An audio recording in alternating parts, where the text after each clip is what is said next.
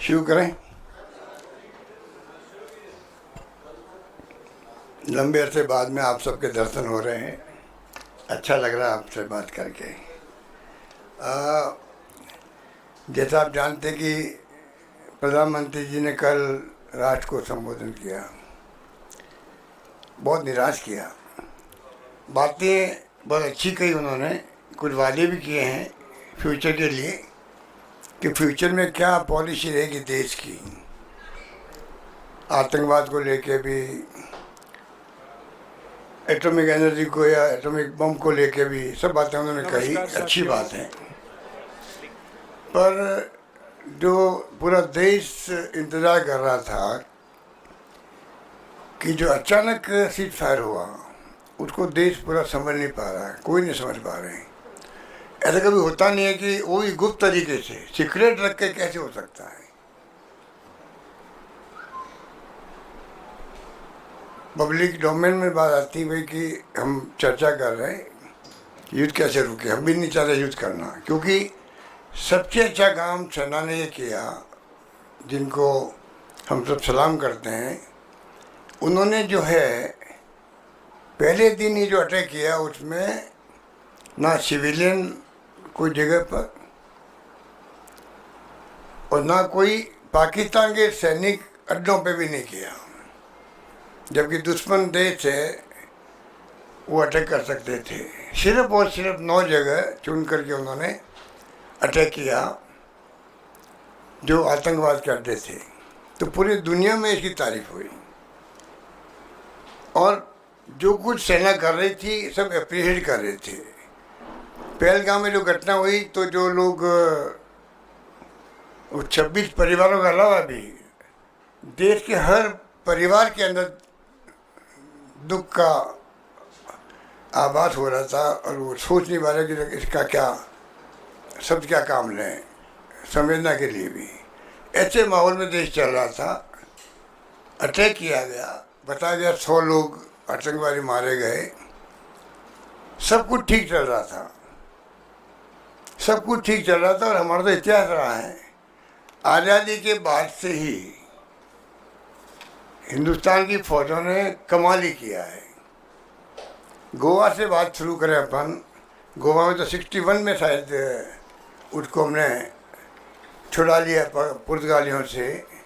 उस वक्त भी युद्ध हुआ था।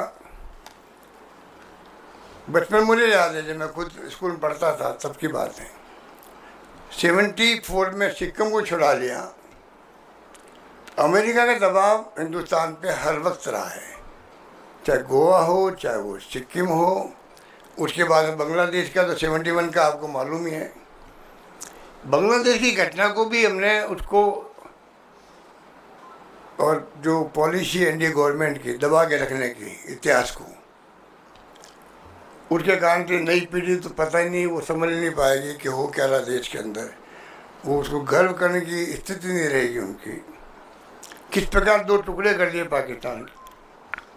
93,000 सैनिकों को, कर्नल जनरल सबको सरेंडर करवा दिया। वो वक्त भी देखा हम लोगों ने। मैं खुद बचपन में गया था 71 के बाहर के वक्त में, शरणार्थी शिविर लगे हुए थे वहाँ पर। 1 करोड़ लोग आ गए थे इंडिया के अंदर।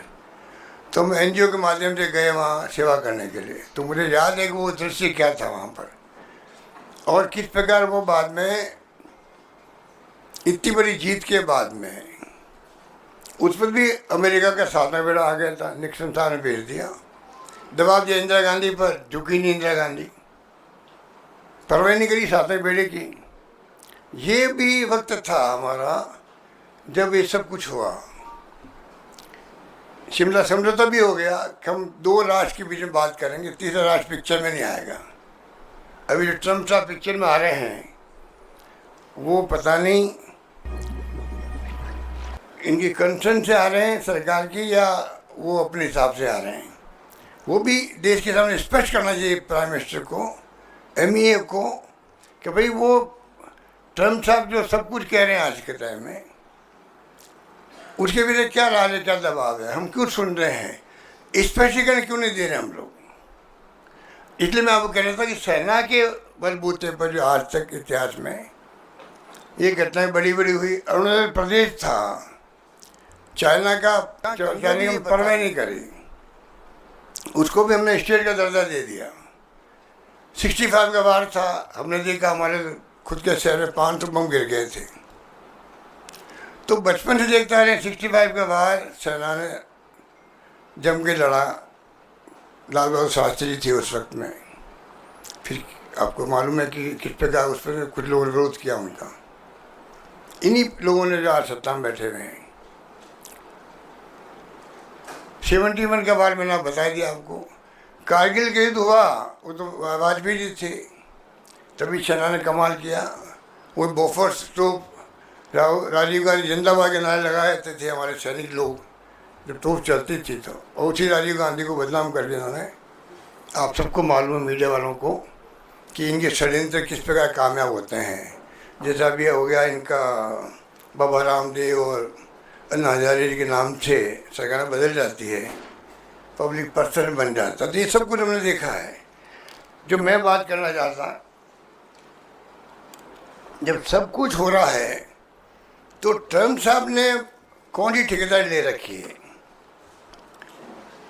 वो ठेकेदार बन गए खुद ही, या तो खुद बन गए या हमें हमारी चुप्पी जो है हमारे देश के सरकार की, उस चुप्पी ने उनके हौसले बढ़ा दिए हैं कि शीश पर वो कर रहे हैं कि रात भर मैंने मेहनत करी हमारे लोगों ने। अब मेहनत करने में कौन कौन भागीदार थे ये बात स्पष्ट होनी चाहिए देश के सामने, कोई स्पष्ट नहीं हुई। अब वो कहते कश्मीर का हल भी मैं कर सकता हूँ, हजारों साल से जो झगड़ा चल रहा है। जबकि 71 वार के बाद में मिस्टर भुट्टो आए थे, इंदिरा जी गई थी शिमला के अंदर, एग्रीमेंट हुआ लिखित के अंदर कि कोई तीसरा मुल्क, इवन यूएन भी पंचायती नहीं करता है। 2 मुल्कों के पीछे बात होगी हमेशा कश्मीर के बारे में लेकर के। ट्रम्प साहब तो उसकी तरफ भी बात करने लग गए। बहुत खतरनाक बात है वो, बहुत खतरनाक बात है। मैं रिपीट करना चाहता हूँ, बहुत खतरनाक बात है कि मिस्टर ट्रम्प कह रहे हैं कि कश्मीर का मुद्दा मैं हल करवा दूंगा। पता नहीं वो किसके पक्ष में फैसला कर देंगे। तो ये जो बार बार मैं देख रहा हूँ, और ट्रम्प साहब ने तो हिंदुस्तान पाकिस्तान को बराबर उठा के रख दिया। जो उनके ट्रम्प ट्वीट आते हैं, कहाँ तो हिंदुस्तान कहाँ पाकिस्तान, उसको आपने इस प्रकार कर दिया कि लोग। और फिर अभी पीएम की स्पीच होने वाली है। ऐसा तो नहीं है कि अमेरिका को मालूम नहीं था, तमाम मुल्कों को मालूम होता कि क्या होने वाला किस मुल्क में। वो तो अमेरिका है। इधर prime minister Modi ji address करने वाले थे, उसके पहले ट्वीट कर दिया उन्होंने कि दोनों मुल्कों को हमने कहा कि अगर व्यापार करना है तो आपको युद्ध बंद करना पड़ेगा। ये तमाम बातें जो हो रही है, इसका जवाब प्रधानमंत्री जी ने नहीं दिया। ये मेरी शिकायत उनसे। जवाब तो उनका देना चाहिए था। बाकी बड़ी बड़ी बातें आपने करी, अच्छी बात है। समय बताएगा कि जो बातें आप कर रहे हो वो कितनी हम कामयाब हो पाते हैं आने वाले वक्त में। भगवान करे कोई आतंकी घटना हो ही नहीं, अब कभी भी नहीं हो। हमारा तो ये ध्येय होना चाहिए था कि हमेशा के लिए पाकिस्तान की ऐसी स्थिति कर दें हम लोग, कम से कम वो जो है आतंकवादी घटना करने के काबिल नहीं रहे हो। और एकदम अचानक सीज फायर हो गया, पूरा देश सख्ते में आ गया है कि भाई ये हो क्या गया, समझ के परे है। इस प्रकार से जो,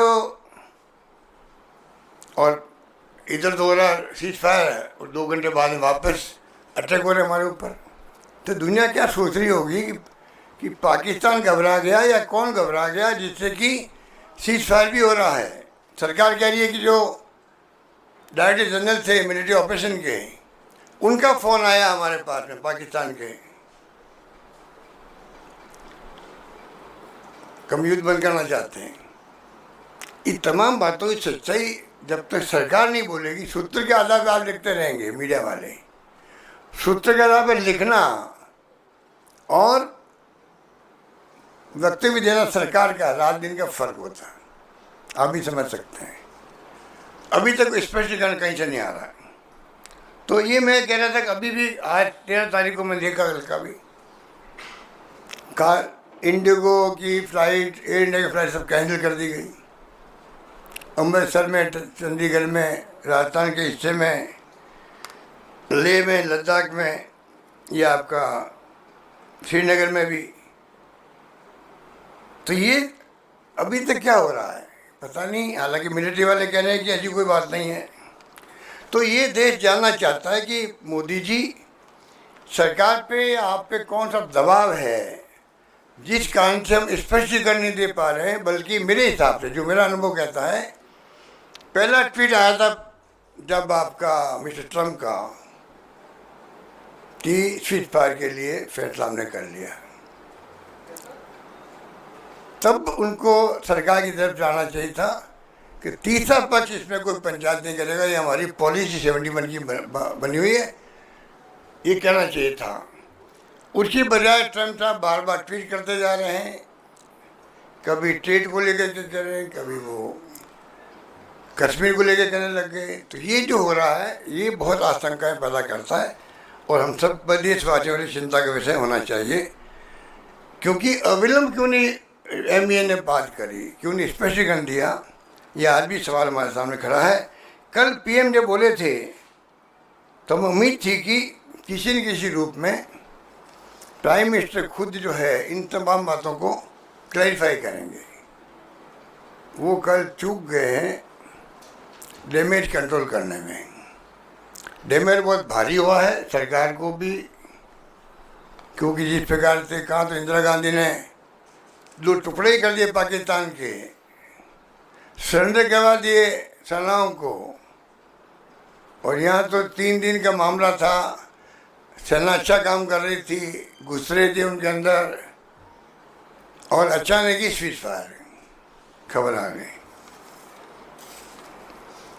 कहाँ कमजोरी है बताए, सरकार बताए कहाँ कमजोरी है। क्योंकि देखिए 11 साल के बाद में, 11 साल के बाद में मैंने अनुभव किया है कि देश में पक्ष विपक्ष एक नज़र आया, नंबर 1। नंबर 2, माहौल ऐसा बन गया, पूरा मुल्क एक है। पूरी दुनिया के मुल्कों में एक मैसेज गया, हिंदुस्तान वो मुल्क है जहाँ पर पूरा मुल्क ऐसे वक्त में एक खड़ा हो जाता है, पक्ष विपक्ष और आम जनता भी। ये माहौल तो मोदी जी के आने के बाद तो समाप्त हो गया था। और इनकम टैक्स, ED, CBI के राज चल रहा था पहली बार। और उसने ED ने काफ़ी पक्ष विपक्ष को भी डिस्टेंस कर दिया, डिस्टेंस बढ़ा दी उनके बीच में। पहली बार मैंने देखा इतना शानदार माहौल बना। राहुल गांधी जी ने जब कहा पूरा विपक्ष आपके साथ खड़ा है, रिपीटेडली कहा उन्होंने, और कहा ही नहीं, खाली निभाया, सब तरह से निभाया हम लोगों ने। माहौल बन गया देश के अंदर एकजुटता का, सेनाओं का हौसला ही बढ़ गया कि सब पूरा मुल्क हमारे पीछे खड़ा है। तो क्या कारण था कि ये सब कुछ उलट गया, ये समझ के परे है, हमें समझ नहीं आ रही है। पहलगाम में भी अभी घटना हो गई, उड़ी में पहले हो गई, आपने सर्जिकल स्ट्राइक कर दी। पुलवामा में 50 किलो RDX वो रहस्य बना हुआ अभी तक भी, कि कहाँ से आया न कहाँ कुछ हुआ। करीब 40-50 लोग मारे गए हमारे उस वक्त में भी। ये तमाम बातें दिमाग में घूमती रहती है। पठानकोट की घटना के वक्त तो जो ISI वाले को बुला गए यहाँ पर, वो अभी तक मेरे समझ में नहीं आ रहा है उनको क्यों बुलाया गया था। तो देश में एक तरफ सेना पे हमें गर्व है, उनका शौर्य, उनका पराक्रम एक्स्ट्राऑर्डिनरी है और पूरा विश्व उसका लोहा मानता है। और उसके बाद में फिर इस प्रकार की अचानक घटना हो जाना, ये थोड़ा मैं समझता हूँ कि कई तरह के प्रश्न खड़े हो करते हैं। ये थोड़ा दिमाग के अंदर हम सबके हैं। और इसके अलावा मैं आपको कुछ कहना चाहूँगा कि ये जो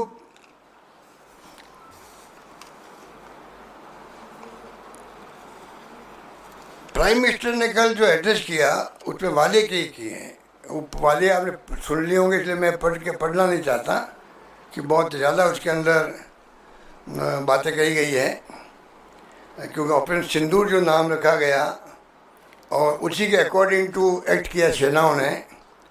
पर अभी इसके बाद में जो मैं देख रहा हूँ कि प्राइम मिनिस्टर का न्यूक्लियर ब्लैकमेलिंग नहीं चलेगी, अच्छी बात है।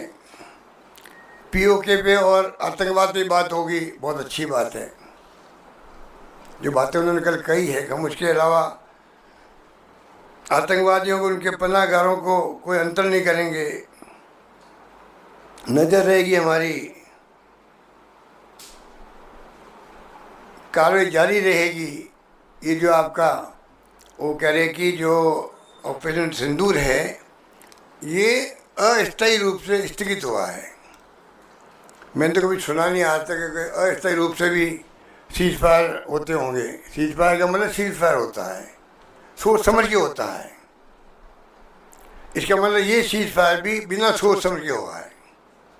पता नहीं सीज फायर का क्या होगा, कब वापस भड़क जाए पाकिस्तान, कोई पता ही नहीं इसका मतलब।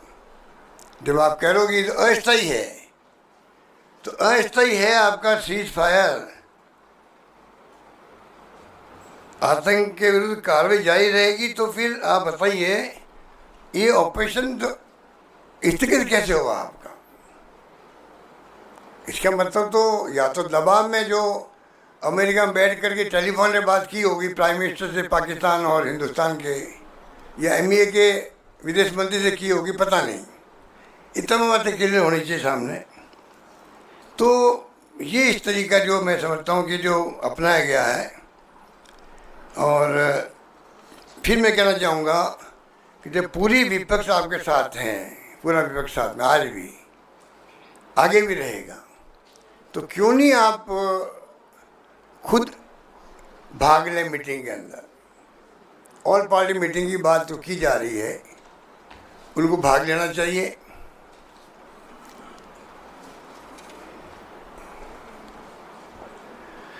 ये भाग ले नहीं रहे प्राइम मिनिस्टर, क्योंकि ये समझ के पर है कि देश का पूरा विपक्ष एक सुर में मांग कर रहा है, सपोर्ट कर रहा है आपको, साथ में मांग कर रहा है। मांग क्या कर रहा है? पब्लिक डोमेन में सब बातें आ जानी चाहिए। अगर पार्लियामेंट सेशन चलेगा, उसमें बहस होगी, तो आपकी सोच क्या है, पाकिस्तान में एक्चुअल में क्या हुआ, आपने क्या किया, आपकी नीति क्या है, जो आप कल बोले हो, ये अगर रिकॉर्ड में आती है, पूरा देश सुनता है। ऑल पार्टी मीटिंग में कई सुझाव आते रहते हैं। 2 मीटिंग आप की है, आप खुद नहीं गए, अब तीसरी मीटिंग में आप खुद चले जाइएगा मान लीजिए, और मैसेज अच्छा जाएगा देश के लिए। सेशन बुला लीजिए पार्लियामेंट का, कोई दिक्कत नहीं होनी चाहिए। क्योंकि राहुल गांधी जी खुद आगे बढ़ कर के हमें चेता रहे हैं, वार्न कर रहे हैं देश को। कोविड के वक्त में देख रहा था, जब उन्होंने कहा कोविड की स्थिति बनेगी, आखिर वो स्थिति बनी उस वक्त में।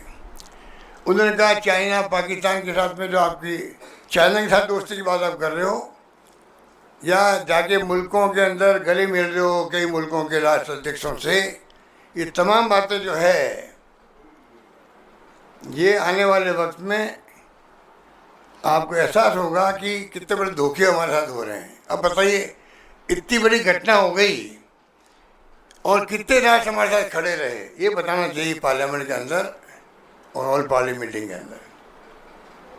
पाकिस्तान के साथ तो अजरबैजान था, और साथ में वो टर्की लग गया। टर्किया का नाम हर तर्किया हो गया ना, मतलब हम तो बचपन में टर्की सुनते आ रहे हैं।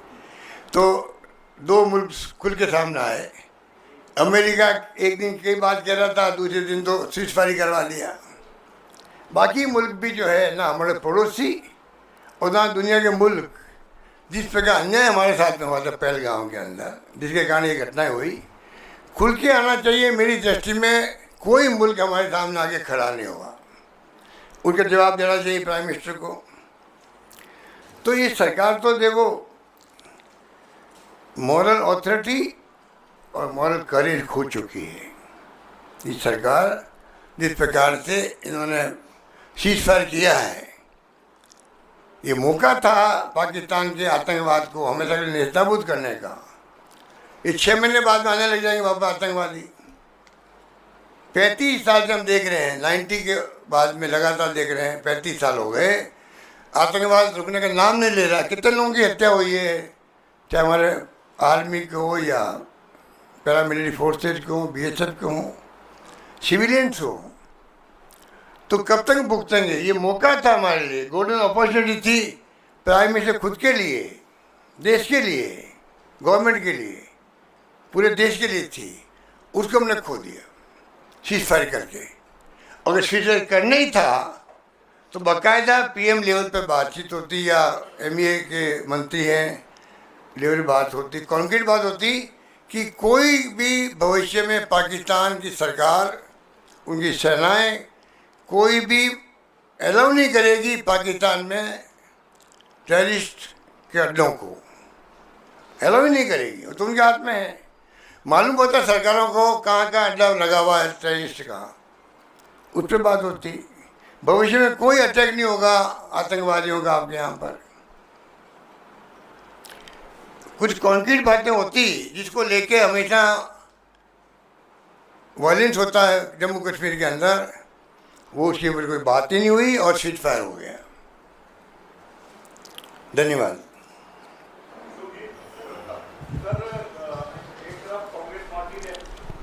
कांग्रेस पार्टी ने कहा कि हमने अपने सारे राजनीतिक कार्यक्रम इस दौरान स्थगित कर दिए।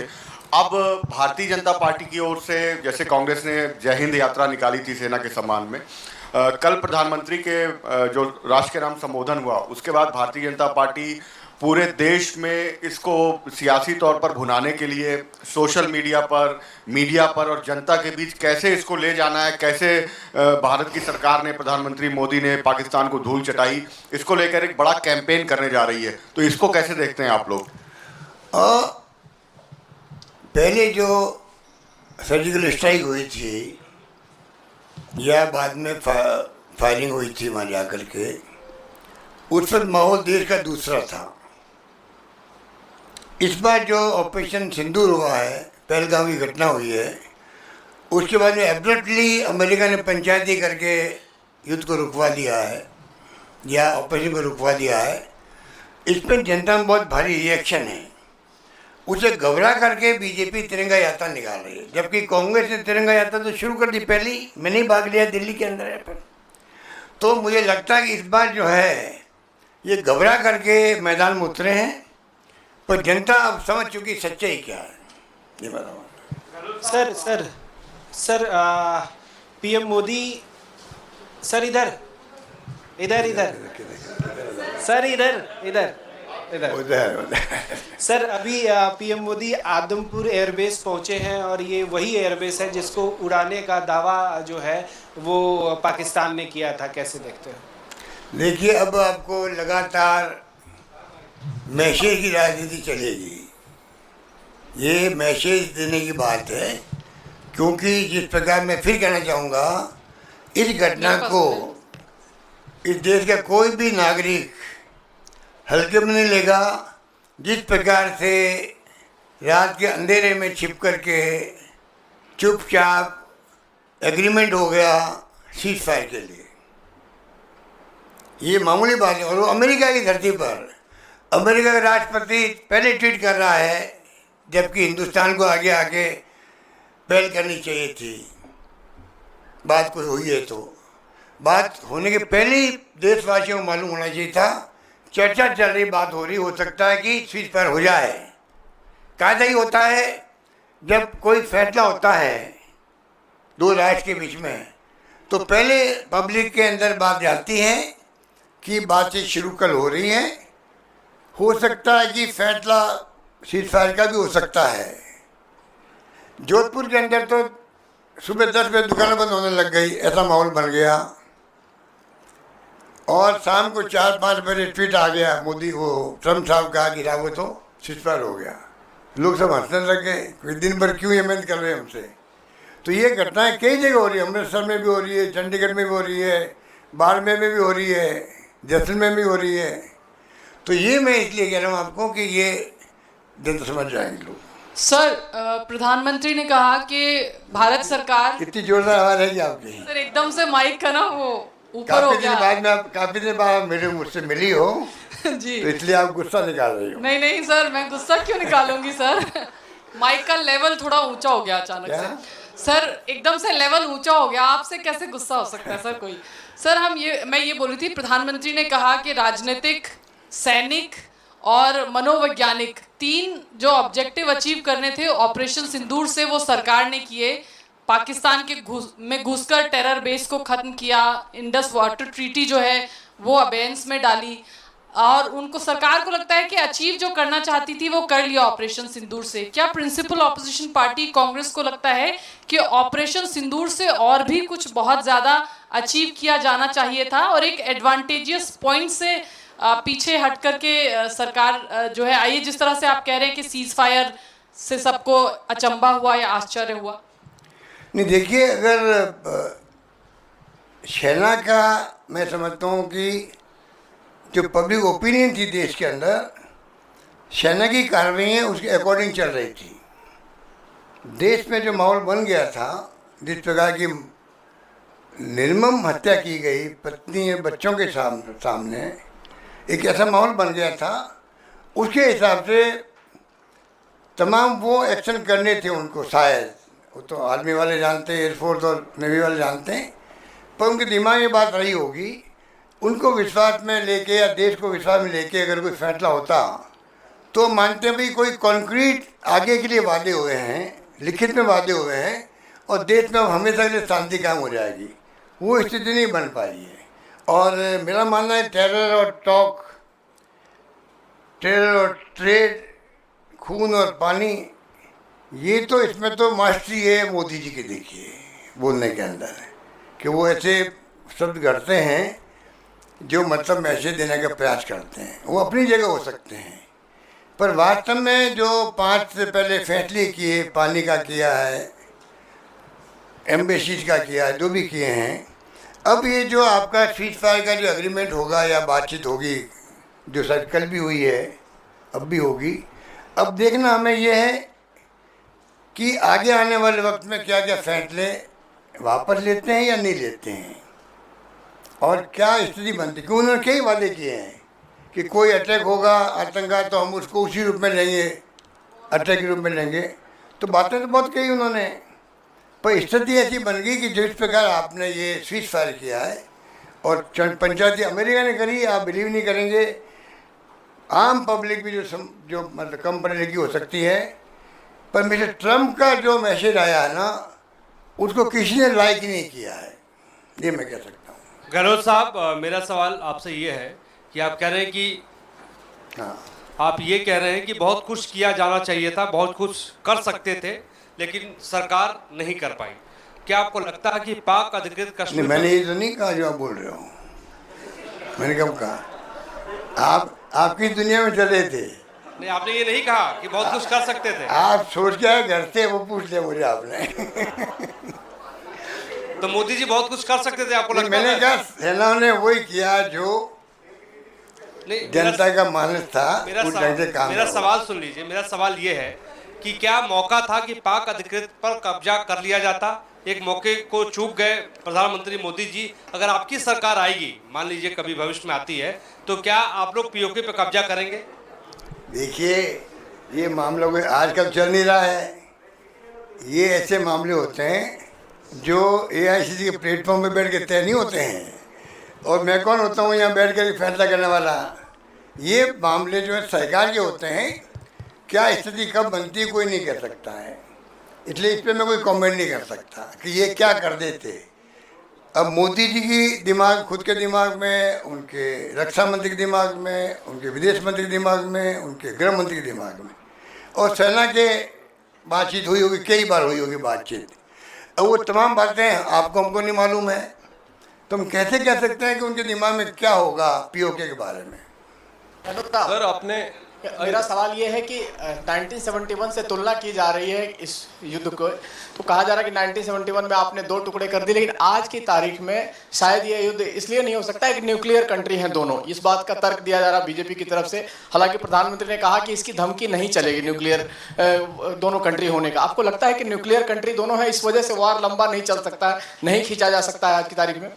दोनों कंट्री के बीच में न्यूक्लियर कंट्री है, दोनों न्यूक्लियर वार कर सकते हैं। न्यूक्लियर वार, देखिए न्यूक्लियर वार की तो PM ने कहा ही है कि इनके ब्लैकमेलिंग में हम नहीं आएंगे। तो ये कोई कंट्री कोई कहे, वो कोई उसको तो किस रूप में हम कह सकते हैं। हिरोशिमा नागासाकी पे जो हमला हो गया तो उस वक्त में क्या स्थिति रही होगी, पर ये ऐसे मामले जिसमें कोई कमेंट नहीं किया जा सकते हैं। जो पाकिस्तान ने कहा वो आपने सुन लिया, हमने सबने सुन लिया। पीएम ने जो कहा है कि ब्लैकमेल में नहीं आएंगे वो हमने सुन लिया। इस ज़्यादा मैं इसमें कुछ नहीं कर सकता। सर आपने अभी आपने अभी कहा कि सडन सीज फायर हो गया और सेना अपना काम कर रही थी अच्छी तरह, और आपने स्पेल आउट नहीं किया कि क्या ऐसा चीज़ था जो रह गया करने से। So can you spell out कि क्या चीज़ ऐसी रह गई जो सेना को कर सकती थी जो नहीं कर पाई? क्योंकि सेना ने तो कहा है कि ऑपरेशन हमारा सक्सेसफुल रहा और ऑब्जेक्टिव अचीव हो गया, तो आप कह रहे हैं कि कुछ रह गया था, पूरा सबक सिखा देते, तो क्या ऐसी चीज़ थी जो रह गई? यार आप भी इनकी तरह क्वेश्चन कर रहे हो कि मैंने पीओ को नहीं कहा। मैं कब कह रहा हूँ भाई? मैंने पीओ के नहीं कहा, मैंने कहा क्या ऐसी चीज़ रह गई? नहीं, मैं ये कह रहा हूँ कि सेना ने जो कुछ भी किया आप सबका मूड देख के किया है, ठीक है। आगे पाकिस्तान किस प्रकार बिहेव कर रहा है, मेरे हिसाब से तो पाकिस्तान जिस रूप में बिहेव करता भी फिटिंग जवाब हमारी सेनाएं देती, इसमें कोई दो राय नहीं है। बता भी दिया, हमने अटैक किया उनके अड्डों पर जहाँ टेररिस्ट थे। उन्होंने जब अटैक करना वापस शुरू किया तो माकूल जवाब दिया गया, इसमें कोई दो राय नहीं। आप खुद देख रहे हो कि माकूल जवाब दिया। अब मीडिया में क्या क्या खबरें आती हैं दोनों तरफ से, उसको मैं एक तरफ कर देता हूँ, उसमें मैं जाना भी नहीं चाहता। तो ये स्थिति है। बाकी तो क्या स्थिति बनती, फुल वार होता कि नहीं होता, ये तो हम क्वेश्चन है। हेलो सर एक सर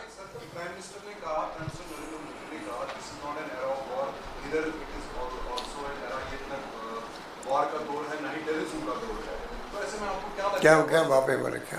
जो प्राइम मिनिस्टर ने सर कहा कि this is not an era of terrorism, not an era of war, not it is an era of terrorism. तो जब टेररिज्म ठीक है के खिलाफ कार्रवाई करने की मांग करें तो ऐसे में आप जब कह रहे हैं कि वॉर नहीं है, टेररिज्म भी नहीं है, तो what is the strategy to counter terrorism? You are saying कि we will go against terrorism. कल आपने देखा प्राइम मिनिस्टर का जो एड्रेस था, दैट वाज मोर थ्रेटनिंग कि अगर भविष्य में पाकिस्तान ऐसा करता है कि तो वी विल रिटेलिएट। बट क्या ऐसा स्ट्रेटजी बार-बार होगा? पुलवामा, देन पहलगाम रिसेंटली, तो आपको क्या अपोजिशन को क्या लगता है, what should be the long term strategy to counter this terrorism? देखिए, मेरे ख्याल से उन्होंने ये कहा ये युग जो है ये टेररिस्ट का भी, उसका भी नहीं, वार का भी नहीं है, वार का भी, वही मैं कह रहा हूँ। तो वो तो उनका एक, मैं समझता हूँ कि जो स्पीच का पार्ट, मैं समझता हूँ कि वो मैं समझ नहीं पाया कि वो क्या कहना चाहते हैं, क्योंकि ये जो युग है ना टेररिस्ट का है ना वार का है, पर ये तो परिस्थिति बनाती है। जो स्थिति बन गई पहलगाम में, वो परिस्थिति क्रिएट हो गई, इसलिए युग तो हुआ ना।